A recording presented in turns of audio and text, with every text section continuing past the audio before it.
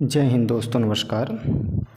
दोस्तों, आज हम लोग पढ़ने चल रहे हैं भक्ति एवं श्रृंगार, कविवर बिहारी द्वारा लिखा गया, यानी बिहारी सत्यसाई से लिया गया है। ये क्लास 11 हिंदी यूपी बोर्ड के लिए है।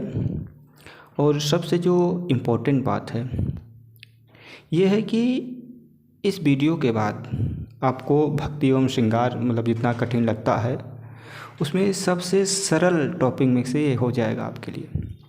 तो आप 2-3 दोहे खुद देख लेंगे तो खुद ही आपको लगेगा कि हाँ कि सरल है, इतना कठिन नहीं जितना कठिन अभी तक आप समझ रहे थे। तो वीडियो को लास्ट तक ज़रूर देखें। कोशिश यही करेंगे कि पूरा पढ़ा दें, और अगर ना हो पाएगा तो फिर दूसरे पार्ट में देख लेंगे, लेकिन कोशिश यही होगी कि हम पूरा पढ़ा दें इसको आज ही। तो सबसे पहले संदर्भ देखते हैं। संदर्भ वैसे पता ही होता है, फिर भी एक बार हमारा यही कर्तव्य है कि हम संदर्भ, प्रसंग, रस, छंद, अलंकार सब बताते चलें। संदर्भ देखते हैं। प्रस्तुत दोहा हमारी पाठ्य पुस्तक हिंदी के काव्य खंड में संकलित एवं कविवर बिहारी द्वारा रचित भक्ति एवं श्रृंगार नामक पाठ से अवतरित है। ये आप लोग संदर्भ देख लेंगे। आइए देखते हैं व्याख्या। करो कुबत जगु कुटिलता तजो न दीन दयाल, दुखी होंगे सरल ही बसत त्रिभंगी लाल। यहाँ पर जो भक्त है ना, वो भगवान से प्रार्थना कर रहा है, भगवान से विनती कर रहा है कि हे प्रभु, संसार मुझे चाहे जो करे लेकिन मैं आपके ही तरह बना रहूँगा। अर्थात आपको जो अच्छा लगे मैं वही बनना चाहूँगा। संसार को जो अच्छा लगे वो नहीं, बल्कि आपको जैसे अच्छा लगे वही बनना चाहूँगा। देखते हैं। करो मतलब करे, कुबत मतलब निंदा, बुराई, जग मतलब संसार। ध्यान दीजिए, कह रहे हैं कि जग यानी संसार हमारी चाहे जितनी कुवत यानी निंदा करे, कुटिलता तजो, कुटिलता तजो ना ये अलग है। कुटिलता मतलब टेढ़ेपन को, तजो मतलब छोड़ू, न मतलब नहीं। मैं अपने टेढ़ेपन को नहीं छोड़ूंगा दीनदयाल, हे दीनों के दयाल कृष्ण। हे दीनों पर दया करने वाले, दुखियों पर दया करने वाले कृष्ण, संसार मेरी चाहे जितनी निंदा करे परंतु मैं अपनी कुटिलता, मैं अपना टेढ़ापन तजो ना, तजो मतलब छोड़ूंगा, ना मतलब नहीं। ठीक, एक बार फिर देखते हैं। करो कुबत जग कुटिलता, करो मतलब करे, जग मत, कुबत मतलब निंदा, बुराई, यानी हमारी जग यानी संसार चाहे जितनी निंदा और बुराई करे फिर भी मैं कुटिलता तजो ना, फिर भी मैं अपने टेढ़ेपन को, तजो मतलब छोड़ूंगा, ना मतलब नहीं, फिर भी मैं अपने टेढ़ेपन को नहीं छोड़ूंगा। दीनदयाल, हे दीनों पर, हे दुखियों पर, दयाल मतलब दया करने वाले भगवान श्री कृष्ण। फिर क्या कह रहा है? कह रहे हैं कि दुखी होंगे सरल ही। चूँकि आप दुखी होंगे, आपको बड़ा कष्ट होगा, दुखी होंगे, आप दुखी होंगे, हो जाएंगे सरल ही। सरल मतलब सरल ही मतलब हृदय में, बौसद मतलब निवास करने पर।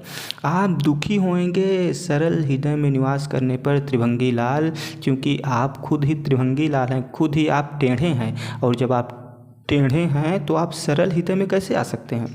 टेढ़ी वस्तु टेढ़े जगह में ही जा सकती है। तो इसीलिए आप टेढ़े हैं, तो अगर मैं अपनी कुटिलता, अपना टेढ़ापन त्याग दूँ और सरल हो जाऊँ तो आप दुखी होंगे, आपकी बड़ी परेशानी होगी, आपको कष्ट होगा। इसलिए संसार यानी जग करे कुबत, जग हमारी चाहे जितना निंदा करे मुझे कोई दिक्कत नहीं है, मैं अपने टेढ़ेपन को नहीं छोड़ूंगा। त्रिभंगी लाल को देखते हैं। त्रिभंगी लाल इसलिए कहा गया, जब भगवान श्री कृष्ण बांसुरी बजाते हैं तो 3 जगह से टेढ़े हो जाते हैं, एक पैर, कमर और गर्दन, तो इसलिए उन्हें त्रिभंगी लाल कहा गया। बहुत अच्छा दुआ, बहुत एकदम सरल शब्दों में समझ में आएगा आप लोगों को। यहाँ पर भाषा जो है वो ब्रज है, ठीक, भाषा ब्रज है, रस शांत है, अलंकार अनुप्रास है, छंद दोहा है। अजो तरुणा ही रहो, श्रुति सेवक इक रंग। अजो मतलब आज भी, तरुणा, तरुणा का मतलब देखिए इसका 2 अर्थ है। पहले हम एक को समझते हैं, ताकि अब दोनों को साथ में समझेंगे तो समझने में बड़ी दिक्कत हो जाएगी।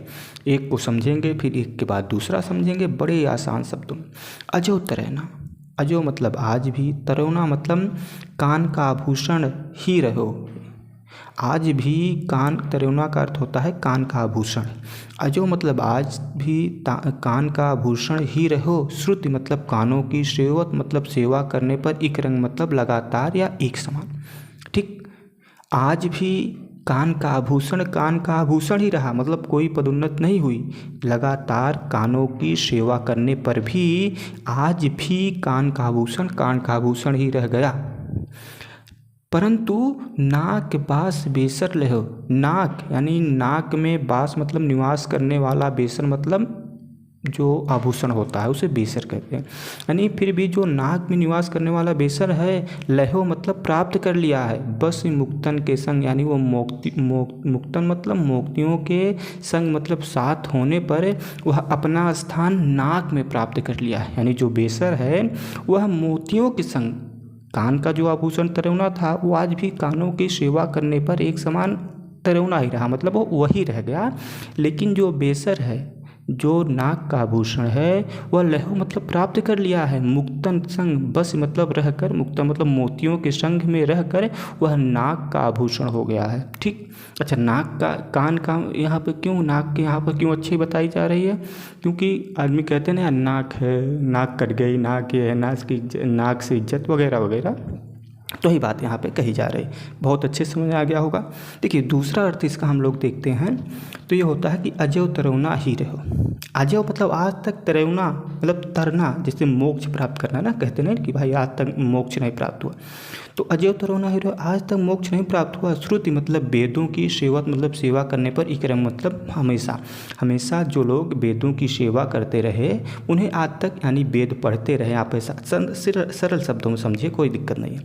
जो लोग आज तक, श्रुति मतलब वेदों की सेवा करते रहे, वेद पढ़ते रहे, वेद पुराण को, वो आज तक अजो तरुणा, आज तक नहीं तर पाए, अर्थात उन्हें आज तक किसी भी प्रकार का कोई मोक्ष नहीं मिल पाया। लेकिन नाक बास बेसर लो बस मुक्तन के संग, मुक्तन मतलब अच्छे लोग। लेकिन जो नाक बेसर मतलब जो तुच्छ व्यक्ति आप कह सकते हैं, यानी जो छोटे व्यक्ति होते हैं, तो जो छोटे व्यक्ति हैं वो मुक्तन यानी अच्छे लोगों के संग, सिर्फ अच्छे लोगों के संग करके ही नाकबास, अर्थात उन्हें स्वर्ग की प्राप्ति हो गई। ठीक, एक बार फिर, जो श्रुति यानी वेदों की लगातार सेवा करते रहे, वेदों लगातार पढ़ते रहे, उन्हें मोक्ष नहीं हुआ, तरुणा उन्हें मोक्ष नहीं हुआ। लेकिन जो बेसर यानी जो निम्न कोटि के लोग थे, वो सिर्फ अच्छे, मुक्तन यानी अच्छे लोगों के संग, अच्छे लोगों के संगत करने मात्र से नाकबास, उन्हें मोक्ष की प्राप्ति, स्वर्ग की प्राप्ति हो गई। बहुत अच्छा समझ में आ गया होगा।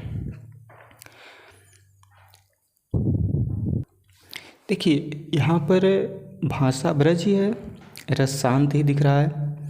अलंकार यहाँ पे श्लेष है, छंद दोहा है, गुण प्रसाद है। तीसरे में चलते हैं। देखिए अगर समझ में आ रहा है आप लोगों को तो आप लोग बताएं ज़रूर, हमें नहीं समझ में आ रहा है तो भी बताएं कि कहाँ पर क्या दिक्कत है, कैसे नहीं समझ में आ रहा है।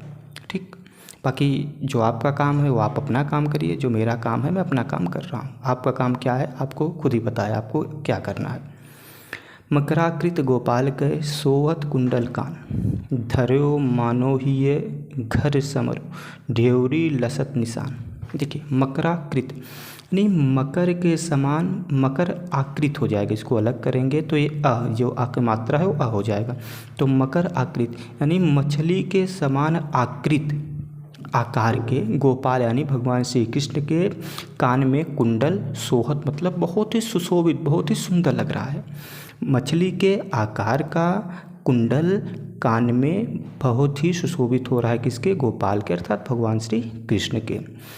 यो मकरी के आकार का कुंडल इतना अच्छा लग रहा है कि कबीर बिहारी कह रहे हैं कि धरो मानो ही एक घर समरो। धरो मतलब रख लिया हो, मानो रख लिया हो, ही मतलब हृदय रूपी घर मतलब घर में, समर मतलब कामदेव। मानो हृदय रूपी घर में कामदेव ने, डेहुड़ी मतलब मुख्य दरवाजे पर, मानो हृदय रूपी घर के मुख्य दरवाजे पर समर यानी कामदेव ने अपना निवास स्थान बना लिया, अर्थात वहीं जाके बैठ गए हों। लसत निशान, लसत मतलब झंडा, निशान लसत मतलब फहरा रहा है, निशान मतलब झंडा, और उनके कामदेव का जो झंडा है वो वहीं पर फहरा रहा है। मतलब वह इतना अच्छा लग रहा है। भगवान श्री कृष्ण के जो कान में कुंडल है मछली के आकार का, वो इतना अच्छा लग रहा है कि मानो घर रूपी, मानो हृदय ही है घर, मतलब हृदय रूपी घर में समन मतलब कामदेव ने ढेरी मतलब मुख्य दरवाजे या ढेरी पर अपने झंडे को फहरा रहे हों, मतलब वहीं पर अपना निवास स्थान बना लिए हों। देखिए यहाँ पर भाषा ब्रज हो जाएगा, रस श्रृंगार, छंद दोहा, अलंकार उत्प्रेक्षा और रूपक है गुण प्रसाद। बतरस लालच लाल की, मुरली धरी लुकाई, सौंह करे भौहन हंसै, दैन कहाई नटी जाए। अब यहाँ पर आप कह सकते हैं कि गोपियों का वर्णन है या राधा जी का वर्णन है, ठीक, गोपियों का कह सकते हैं, ज़्यादा सही होगा। देखिए जब ये प्रसंग उस समय का है जब भगवान श्री कृष्ण मुरली यानी बांसुरी हमेशा बजाते रहते थे और गोपियों के पास नहीं आते थे, उनसे बात नहीं करते थे। तो वहाँ का प्रसंग बत रस लालच, एक एक शब्द, बत मतलब बातों के, रस मतलब आनंद के, लालच मतलब लालच में। जैसे मान लीजिए किसी से बात करने की आदत हो या किसी से आप बात करते हो तो उससे बात करने के लिए आप क्या करेंगे, कुछ भी करने को तैयार ना, कि भाई कैसे करके बात करेंगे। तो उससे जो आनंद मिलता है बात करने का, तो वही समझिए बतरस अर्थात बातों के रस के लालच में या बात करने के जो आनंद था उसके लालच में लाल की अर्थात भगवान श्री कृष्ण की मुरली धरी लुकाई, गोपियों ने मुरली यानी बांसुरी के धरी मतलब रख लिया, लुकाई मतलब छिपा कर। यानी कि जब बांसुरी को हम छिपा के रख लेंगे तो उनके पास कोई ऑप्शन नहीं होगा, वो मजबूरी में आके हमसे ही बात करेंगे, और जब मुरली रहेगी तो मुरली बजाते रहेंगे, हमसे बात नहीं कर पाएंगे। तो मुरली धरी लुकाई, मुरली क्यों लुकाई मतलब छिपा के रख ली है, बतरस अर्थात बातों के रस के लालच में, अर्थात बात करने के लिए, आप ऐसा कह सकते हैं सिंपल में कि बात करने के लिए भगवान श्री कृष्ण की मुरली धरी लुकाई, गोपियों ने मुरली धरी अर्थात मुरली को रख लिया, लुकाई मतलब छिपा के, कि मुरली को छिपा के रख लेते हैं तो हमसे बात करेंगे आकर। अब फिर जब भगवान श्री कृष्ण पूछते हैं तो सौंह करें भौहन हंसें, सौं मतलब कसम खाती हैं कि नहीं हम नहीं लिए, नहीं हम नहीं लिए। भौहन हंसें और अपने भौहों से अर्थात नेत्र ऊपर करके हंसें मतलब हंसने लगती हैं। फिर जब कहते हैं कि यार लिए हो दे दो, तो दैन कहा, फिर देने के लिए कहते हैं कि अच्छा ठीक है हम ही छिपाए हैं, हम लिए दे जाते हैं। नट जाए, उसके बाद फिर कुछ समय बाद नट जाए मतलब नाट जाती हैं, मना कर देती हैं कि नहीं हम नहीं लिए हैं। फिर से एक बार, बतरस लालच लाल की, बातों के आनंद के लालच में लाल की अर्थात भगवान श्री कृष्ण की मुरली धरी लुकाई, गोपियों ने मुरली को धरी मतलब रख लिया, लुकाई मतलब छिपा के। सौंह करें, फिर कसम खाती हैं, सौंह करें मतलब अपनी कसम खा रही हैं, भौहन हंसें और भौहों से हंस रही हैं। दैन कहाई, देने के लिए कहती हैं कि ठीक है दे रही हैं। नट जाए, उसके बाद फिर जब भगवान श्री कहते हैं ठीक है ले आओ दो, फिर नट जाए मतलब फिर नट जाते हैं, नहीं मैंने नहीं छिपा के रखता, मुझे नहीं पता मुरली कहाँ है, कहीं छोड़ आए होगे, ठीक, इस तरह की बातें समझ में आ रहा होगा बहुत अच्छे से आप लोगों को। यहाँ पर भाषा ब्रजी है, रस शांत है, छंद दोहा, अलंकार अनुप्रास, गुण प्रसाद। देखिए यहाँ से कुछ बिहारी जी ने अपने मतलब कलम का जो कहते हैं ना कि कलम का जादू, यहाँ से बिहारी जी ने अपने कलम के जादू दिखाया है। कर लय चूम चढ़ाई सिर, उर लगाई भुज भेंट, लही पाती पियकी लखत, बाँचत धरत समेत। यहाँ पर नायिका और नायक का वर्णन है। जब अभी तो खैर ऐसा कुछ है नहीं, अब तो संदेश है, मोबाइल उठाएं टी टी टी टी 4 अक्षर लिखें, झट से चला गया व्हाट्सएप के माध्यम से, किसी भी माध्यम से। लेकिन पहले क्या होता था, पहले पत्र पाती यानी जो पत्र होता था उसे दिया जाता था। तो एक प्रेमी द्वारा प्रेमिका जो यानी एक नायक द्वारा जो नायिका पत्र पाती है तो उस पत्र को किस प्रकार वो देखती है उस पर, उसी का वर्णन यहाँ पर बिहारी जी ने किया है। क्या कह रहे हैं, कर लय, कर मतलब हाथ में, लय मतलब ले करके, यानी जब नायिका नायक का पत्र पाती है तो कर लय मतलब अपने हाथ में ले करके, चूमी चढ़ाई सिर, उसको चूमती है, चढ़ाई सिर फिर अपने सिर यानी माथे से लगाती है, उर लगाए और उसको अपने हृदय में लगाती है, भुज भेंट, और नायक को समझकर ही उसे भेंट लेती है। नायक को समझ करके उसे चूमती है उस पत्र को, नहीं ये पत्र ही नायक ही है। चढ़ाई सिर, और उसे चिड़ चढ़ाती सिर में लगाती है, उर यानी हृदय में लगाती है नायक समझकर, और उसे फिर भुज भेंट यानी उसे भेंट लेती है, उसी पत्र को ही नायक समझकर।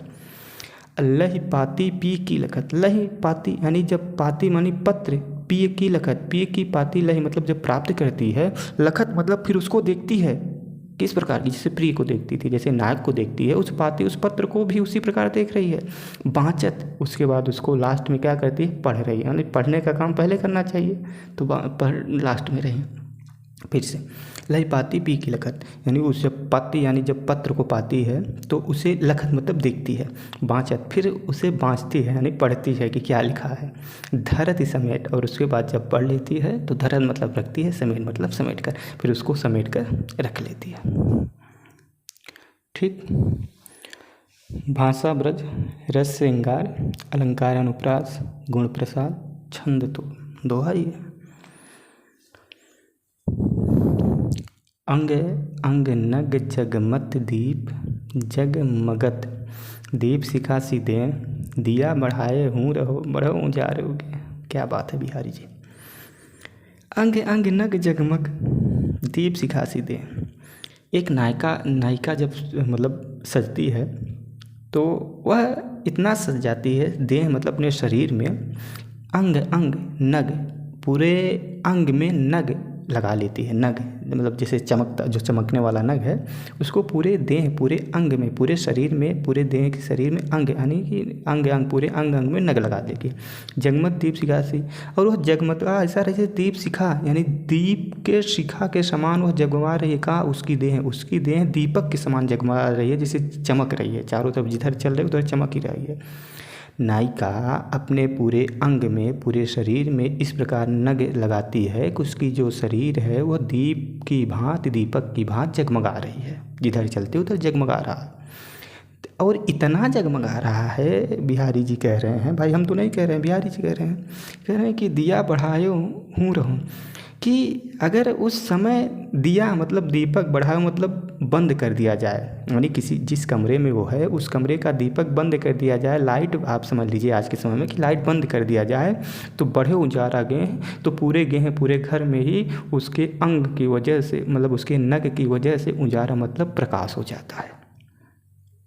यानी वह अपने पूरे अंग में इस प्रकार नग लगा ली है और वो दीपक के समान जल रहा है, जल मतलब चमक रहा है कि अगर उस घर के लाइट को, प्रकाश को बंद कर दिया जाए तो जो उसके देह में, उसके शरीर में जो नग लगा हुआ है उसकी वजह से उजाला गया, पूरे घर में उजाला ही उजाला रहता है। देखिए भाषा ब्रज, छंद दोहा, यहाँ पे देखिए रस श्रृंगार है, अलंकार दो हो जाएगा, एक पुनरुक्ति प्रकाश और दूसरा अनुप्रास। सहज सेत पचतोरिया, पहिरत अति छवि होत, जल चादर के दीप लो, जगमग जगमगाति तन ज्योत। फिर वही बात कर दी है कबीरदास जी। कुल मिलाकर नायिका को ही टारगेट किया जा रहा है। सहज सेत पचतोरिया, सहज सेत मतलब सफ़ेद, पचतोरिया, पचतोरिया क्या है, ये एक साड़ी का नाम है जो मात्र 5 तोला की होती, मतलब इतनी हल्की होती है कि ऐसा मतलब 5 तोला को नहीं हो, 5 तोला कुछ नहीं होता, फूंक मार दो तो 20 तोला हो जाएगा, तो पहनने वाला वस्तु 5 तोला कैसे हो जाएगा। तो कह रहे हैं सहज मतलब सुशोभित हो रहा है, श्वेत मतलब सफ़ेद, पस्तोरिया मतलब पस्तोरिया साड़ी। अगर कोई नायिका पस्तोरिया साड़ी, ये साड़ी का नाम है, देखिए यहाँ पे भ्रमित मत होइएगा कि पस्तोरिया सर ने क्या बताया था, ये साड़ी का नाम है जो 5 तोले की होती है, इसलिए उसे पस्तोरिया कहते हैं। श्वेत मतलब वो सफ़ेद रहती है, ठीक, बहुत हल्की रहती है। तो इस प्रकार सुशोभित सुंदर लग रही है। पहिरत अति छवि होत, जब वह पहिरत मतलब पहनती है, अति छवि होत, उसके शरीर में अत्यंत सुंदर सुंदर छवि मतलब एक प्रकार, छवि का मतलब एक सुंदर छवि होती है, ठीक। जब वह पहनती है पस्तोरिया साड़ी नायिका तो एक अत्यंत छवि बनती है, बहुत सुंदर छवि बनती है, अर्थात उसकी जो छवि होती है उस नायिका की, जो फोटो आप कह लीजिए आज के समय में, या जो देखने पर छवि बनती है वो बहुत सुंदर रहती है, ठीक, इतना समझ आ रहा। इस प्रकार सुंदर लग रहा है कि जल चादर के दीप लो। मानो जल चादर का समझिए ध्यान से, जैसे पानी गिर रहा हो कहीं पर, आपने सीरियल टीवी में बहुत देखा होगा, पानी गिर रहा हो और उस पानी के पहले चादर लगा दिया जाए और उसके बाद ये क्या कहते हैं पानी गिरता रहे, तो बहुत सुंदर लग रहा है ना, उसके बाद का जो दृश्य होगा। तो वही मानो जल चादर के दीप और उसके पास दीप जला दिया जाए। लव जगमा तन ज्योत, उसकी जो तन यानी शरीर की ज्योत यानी प्रकाश है जो जगमगा रही है, वो मानो जल चादर के दीप के समान हो, उसी प्रकार जगमगा रही हो, उसी प्रकार सुंदर लग रही हो जब वो नायिका पस्तूरिया साड़ी पहनकर आती है, मान लीजिए। ठीक, समझ में नहीं आ रहा है, मुझे लग रहा है कि आपको समझ में नहीं आ रहा है, फिर एक बार देख लीजिए, क्योंकि मुझे लग जाता है कि कौन समझ में आ रहा है कौन नहीं आ रहा है। सहज श्वेत पचतोरिया, सहज श्वेत, जब वो सहज यानी पहनती है, श्वेत पचतोरिया सफ़ेद पचतोरिया साड़ी पहनना मतलब जब पहनती है तो अति छवि हो, तो उसकी छवि अति मतलब अत्यंत सुंदर होती है, मतलब वो बहुत सुंदर लगती है। आप ऐसा कहिए, जब नायिका पचतोरिया साड़ी पहनती है तो वह बहुत सुंदर लगती है, और इतनी सुंदर लगती है कि मानो जल चादर के बीच में जो दीपक जलता रहता है, तो उसी जल चादर के बीच के दीपक के समान उसकी तन ज्योत, उसके शरीर की ज्योत जगमगाती रहती है। अब समझ में आ गया होगा। देखिए यहाँ पर भाषा ब्रज, रस श्रृंगार, अलंकार रूपक, उपमा, छंद दोहा, गुण तो प्रसाद ही है। औंधाई सीसी सूलख, बिरह बरन बिललात, बीच सु गुलाब को छींटो छुई न गात। अब यहाँ पे बिहारी जी कह रहे हैं, बिहारी जी क्या कह तो हम रहे हैं, अब बिहारी जी लिख दिए हैं तो कहना पड़ रहा है। हाँ देखिए, औंधाई सीसी सूलख, बिरह बरन बिल्लात।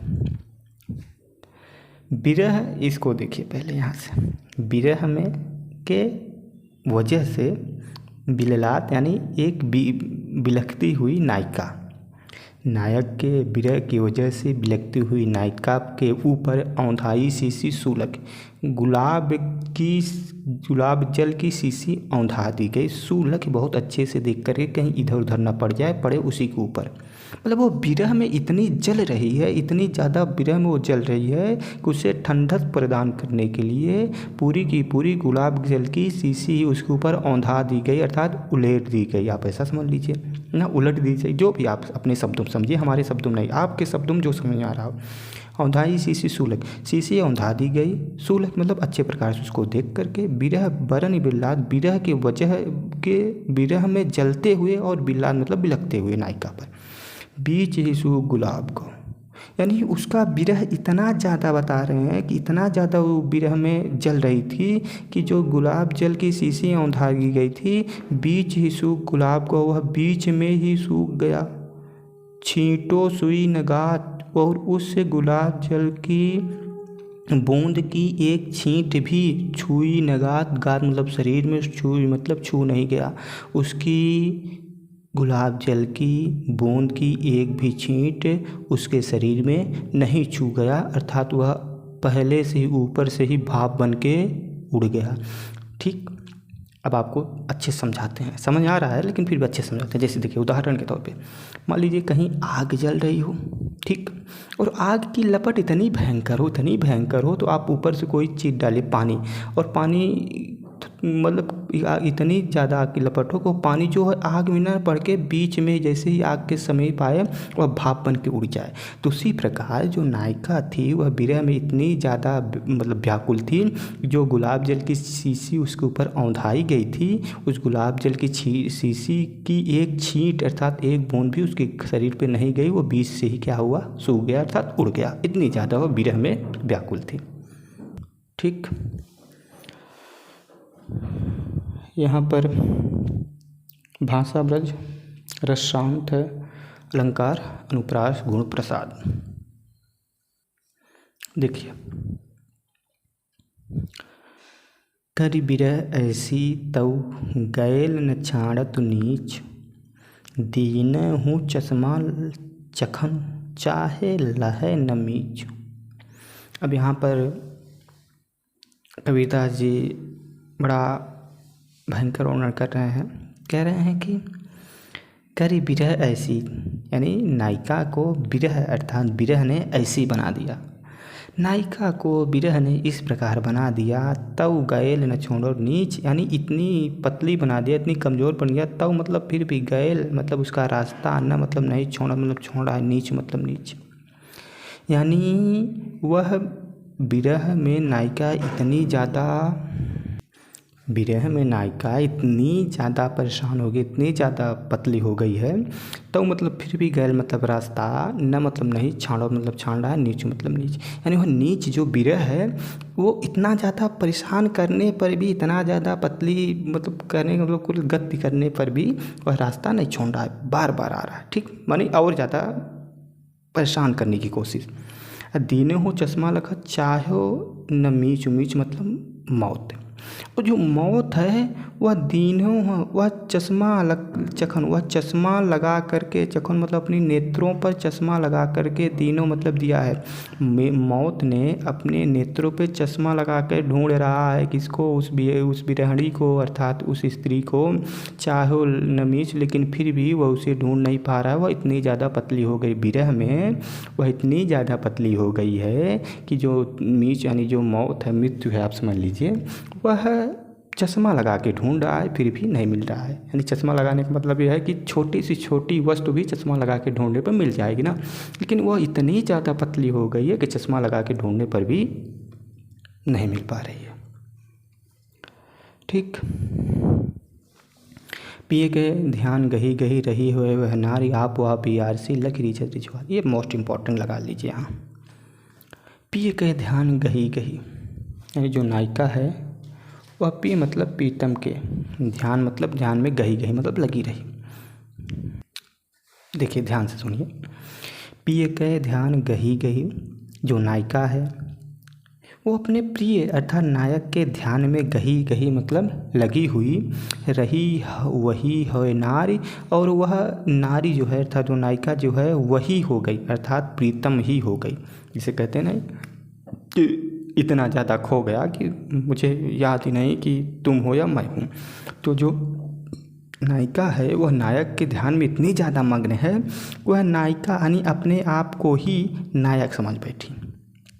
प्रिय के ध्यान गही गही, प्रिय के ध्यान में इतना याद कर ली उसको कि रही वही होए नार, की नार जो है वही हो गई, अर्थात प्रिय ही हो गई।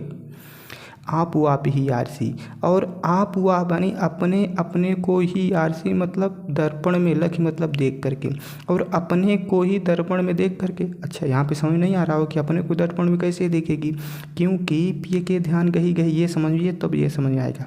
जो नायिका थी वह पिए के ध्यान में इतना ज़्यादा गही गई, अर्थात इतना ज़्यादा लग गई थी, इतना ज़्यादा याद की कि रही वही है नारी, वो जो नायिका थी वह अपने आप को ही प्रिय अर्थात अपना प्रीतम समझने लगी।